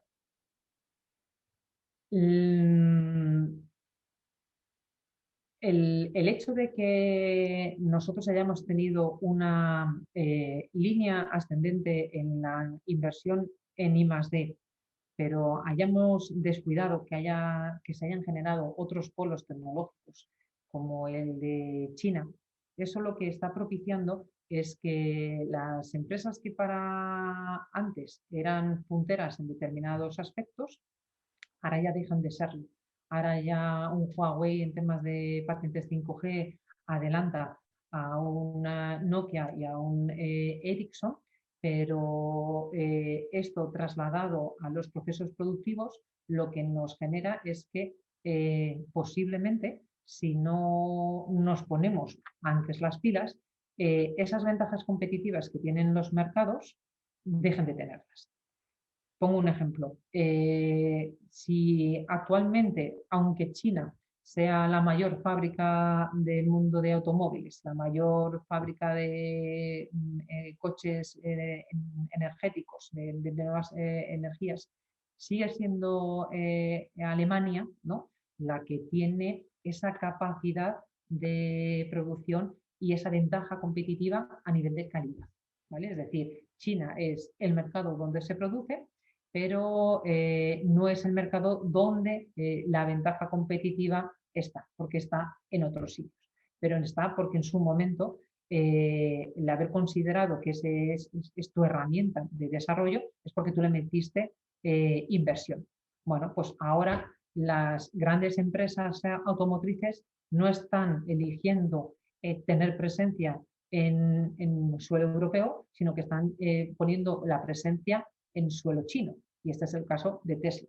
Tesla ha pasado de tener una fábrica en América para tener la fábrica en Shanghái. Y la fábrica de Shanghái no solamente es porque allí sea el mayor mercado de producción y de consumo, sino que además, con lo que os comentaba del acuerdo de libre comercio, lo que estás es dentro del entorno en donde en un libre comercio tu venta de vehículos vaya a ser mayor. Por lo tanto, la ventaja de aquellos países que tienen presencia allí es mejor, no solamente por el entorno de comercio, sino porque allí es donde se están generando esas innovaciones tecnológicas y donde se están incorporando. Es decir, todas las empresas del sector automotriz europeo, las más punteras, todas se están asociando con empresas tecnológicas chinas, de tal manera que ese ecosistema tecnológico que ellos viven a través del teléfono también se traslade a este punto. Pero claro, no se traslada a Europa.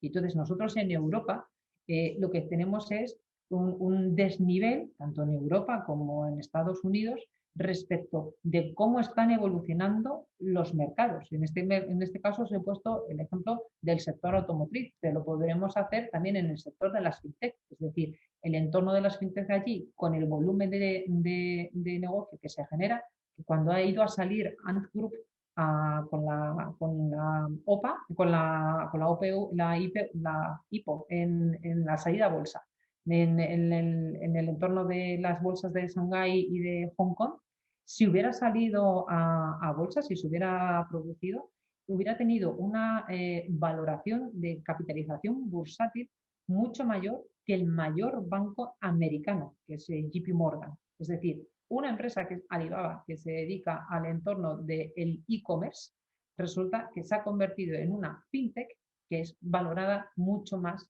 que la empresa bancaria que se dedica a ello y que además es mundialmente reconocida y que es la mayor del mundo. Por lo tanto, si no te incorporas estas tecnologías, si no incorporas este desarrollo, esa ventaja competitiva que tú tienes en tu mercado, quizás la puedas seguir teniendo en tu mercado, pero es que el tema es que nosotros tenemos una globalización y en ese entorno es donde las empresas compiten y las empresas tienen que ser competitivas, no solamente en sus mercados, sino en los mercados internacionales. Y en esta competencia en los mercados internacionales es donde se necesita que nosotros empujemos desde Europa la incorporación de un desarrollo tecnológico mayor. El tema es que ahora mismo la pandemia pues, ha frustrado pues, un proceso que parece que estábamos iniciando y que ya habíamos hecho un plan digital de vista 2030 y lo que pasa es que cuando tú lo pones sobre la mesa, ¿no?, pues el esquema de Europa Digital 2030 es exactamente el mismo que ha demostrado Asia que tiene en el 2020. Es decir, ya simplemente si ponemos en igualdad de condiciones aquella respuesta que durante la pandemia han tenido determinados entornos, lo que se ve es que nuestra proyección a 2030 es exactamente la misma respuesta que ya se está dando en el 2020 en otros entornos. Por lo tanto, hay que ponerse las pilas. Voy a aglutinar una pregunta, que a lo mejor es un poco más larga la respuesta, pero tiene que ver con Estados Unidos. En el caso de Donald Trump, si consideras que tuvo éxito la guerra comercial contra China. Unida a esa, también te pregunto si el nuevo liderazgo de Joe Biden cambiará las relaciones de Estados Unidos con China. Y lo uno con la pregunta de nuestro salvador de hoy, Juan José Prado, que gracias a él hemos tenido una sesión por fin toda que ha ido sobre ruedas. Pensando en esas posibles dependencias de futuro, si consideras que los países occidentales deberían regular la inversión extranjera o limitar el comercio con China. Va todo en un paquete, al final es un poco la tendencia que tenía. Vale, a ver. Visto los resultados, está claro que la guerra comercial no ha sido productiva. Es decir, si lo que se evitaba, se intentaba, por una parte, era equilibrar el déficit comercial que existe con China, en este caso, pues no ha sido el caso. Es muy difícil que cuando tú estás intentando equilibrar la balanza comercial con el mayor exportador del mundo, tú consigas equilibrarla, porque por eso es la fábrica del mundo. Entonces, ahí es un punto importante a tener en cuenta de partida. Pero aún así, esta aplicación de aranceles lo que ha supuesto es que todos los productos se han encarecido, tanto de un lado como del otro, y al final lo que ha generado es que ese déficit no solamente haya disminuido, sino que me parece que ha crecido en torno a los $100.000. Es decir, ha seguido la misma línea creciente, incluso más que la que hubiera seguido de no haber habido una guerra comercial de por medio. Sin embargo, os decía antes que la guerra comercial bueno, es una estrategia política de la presidencia anterior, porque lo que significa es que hay cierta parte de Estados Unidos que está más dedicada al comercio, y estos eran los seguidores de Trump, y se intentaba beneficiarles. El tema es que al final la guerra comercial no se ha articulado de tal manera que le haya salido beneficiosa a Estados Unidos como para tener esa ventaja. Sí que es verdad que la guerra comercial, aunque hubiera podido tener algo de beneficio, que el beneficio en este caso hubiera sido que no hubiera crecido el balance comercial entre ellos, el déficit comercial, porque era muy difícil que se pudiera reducir. Lo que sí que tenía claro y evidente como estrategia clara es frenar. Es decir, la guerra comercial ha sido una guerra de desgaste. Es decir, desde que la guerra comercial empezó en marzo de 2018, lo que se ha producido es que los objetivos de una potencia que estaban orientadas a un desarrollo se han tenido que ver limitados en cierta medida porque ha venido otro evento al cual te has tenido que dedicar y por el cual has tenido que un poco reequilibrar cuál es tu modelo de crecimiento, porque tú ya has dejado de ser tan competitivo a la hora de ponerse estos aranceles. Por lo tanto, ha sido una guerra de guerrillas, una guerra de desgaste, y lo que estaba primordialmente era orientada a que China dejara de poner tantos recursos al desarrollo de la innovación, al desarrollo de la I+D, mientras que, oye, si se consigue un beneficio comercial, muchísimo mejor, ¿vale? Lo que sí que hemos visto es que ni una cosa ni la otra. Evidentemente, China ha tenido que dedicar muchos recursos y mucha reorganización a este tema, pero como vemos, el tema de la predisposición de China a invertir en I+D no es una cosa de ayer. Como os decía, China hace planes quinquenales, es decir, ya hace varios lustros que se incorporó la I+D como elemento fundamental de desarrollo económico. Por lo tanto, si quizás no llegas a, que al final han llegado al 2,1% de inversión en I+D, te hubieras quedado en el 2.0 o en el 1.9. Pero claro, cuando tú tienes un ecosistema que ya le tienes así desarrollado, no es lo mismo cuando tú tienes un ecosistema así de pequeño desarrollado y le metes mucho gasto en I+D, porque la capacidad que tienes va a ser menor, porque estás actuando sobre un entorno más pequeño. Ellos, la facilidad que tienen es que el desarrollo que ellos han generado lo que hace es que no solamente el ecosistema lo favorece, sino que además los consumidores allí lo demandan, tanto los consumidores como empresas, consumidores individuales, como consumidores en el entorno de lo que es la empresa. No está previsto que la administración Biden siga por ahí simplemente porque no se ha visto que haya sido una buena medida. Ha generado muchísimo conflicto, ha generado un entorno de fricción que no ha sido bueno y además es que la guerra comercial en la administración Trump no solamente fue contra... Perdona, es que estabas hablando, has dicho Biden al principio, es Trump, ¿no? Entiendo, porque Biden todavía no le ha dado mucho tiempo a hacer nada. Sí, Vale, no, perfecto. la administración Trump no solamente lo ha hecho con China, sino también nos impuso aranceles a Europa. Es decir, o sea, esto fue un reparto para todo el mundo. Lo que pasa No, que, fue hacer amigos con todo el mundo, sí, sí. claro, lo que la más sonora pues, ha sido evidentemente con China, pero a nosotros también nos cayó lo nuestro. Entonces, la guerra comercial en sí, como estrategia, no es una buena estrategia de ninguna buena herramienta de política exterior. No está previsto que se siga.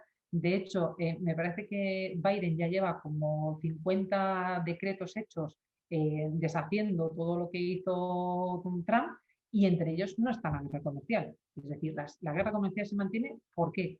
Porque es tan complejo el entorno, es decir, se tienen que restablecer esas relaciones y se tiene que restablecer qué tipo de relación se va a tener entre Estados Unidos y China de tal manera que no sea de tanta confrontación como la que había antes y lo que se haga es buscar ciertos puntos de cooperación, intentar, ¿no?, asimilarse a lo que ha hecho Europa, es decir, encontrar puntos en donde podamos entendernos de tal manera que las dos potencias se beneficien y evidentemente poner esos límites en que China, Estados Unidos evidentemente no quiere dejar de ser la potencia hegemónica. Por lo tanto, habrá toda una serie de políticas, tanto a nivel militar, a nivel de relaciones internacionales, habrá de comercio, económicas y de inversiones, que lo que haga es que intente frenar esto, pero no de la manera tan brusca, ¿no?, por decirlo de alguna manera, en la que se hizo en la anterior administración. Y de aquí entiendo, o sea, por esto que estás comentando, entiendo que respondemos también a la pregunta de Juan José, ¿no? Que se tiene que regular, pero que se tienen que buscar esos puntos en común entre países, ¿no? O economías. El acuerdo que ha hecho la Unión Europea también ha sido un golpe de efecto. O sea, no solamente ha sido un golpe de efecto para China, sino que también ha sido un golpe de efecto para Europa, porque Europa lo que ha demostrado es que, bueno, o sea, es que estos años con la administración Trump, pues ha habido sus grandes cumbres en donde los problemas han aflorado en muchas y muy diversos ámbitos, ¿no? Y al final lo que se ha visto, y Europa ha sido más consciente, es que tiene que ser más independiente en sus decisiones, es decir, tiene que ser más asertivo sobre todo en su asertividad con Asia y en su asertividad con China. Por lo tanto, esta decisión una decisión que, bueno, que ya viene de 7 años de negociaciones, es decir, no es algo que la Unión Europea haya establecido para mañana, pero sí que es verdad que el entorno de inversiones lo que más beneficia es a la Unión Europea, porque lo que nos está es igualando al mismo nivel que las empresas chinas para que las empresas europeas puedan competir en igualdad de condiciones que las empresas chinas en el mercado chino.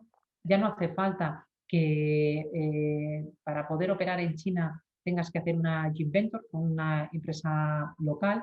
El tema de la transferencia de la tecnología ya es algo que también se limita y todas estas cosas al final es un acuerdo que ha conseguido Europa y China, pero que no tiene Estados Unidos.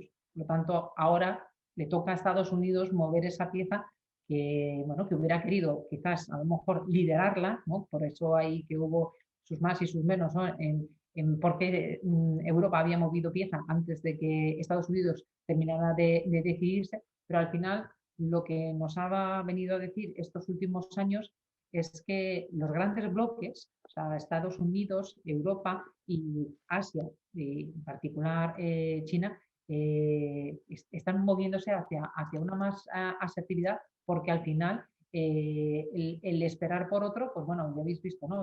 Cómo nos ha dejado la administración Trump el mundo en el sentido de que hay muchísimas cosas por recuperar y muchísimas cosas por volver otra vez a empezar. Pues con ese mensaje de esperanza y de ganas por construir, que yo creo que es al final lo que todos queremos, vamos a cerrar esta primera sesión, este primer módulo de esta serie de 3. Muchísimas gracias, Águeda, hemos superado ese pequeño bache inicial, pero bueno, al final lo hemos conseguido. De nuevo pediros a todos disculpas por esos primeros minutos y os emplazamos a que, bueno, pues el miércoles que viene nos volvamos a ver y sigamos aprendiendo con una alumni que es Águeda Parra y experta en la materia, y siempre un placer escucharla y disfrutar de ella y de su conocimiento. Así que nada, Águeda, les invitamos a que se conecten. Os tenéis que registrar a través de la página web de Alumni, ¿vale? www.coalumni.com. Que les haya quedado todavía ese puntillo como para decir el miércoles que viene me engancho a la siguiente porque me he quedado con ganas de más. Eso es. Y subiremos en el canal de YouTube, os enviaremos el link para que podáis ver la sesión y que no haya pequeños cortes, ¿vale? Así que nada, muchísimas gracias a todos y nos vemos el miércoles que viene. Muchísimas gracias. Hasta luego, gracias. Hasta luego.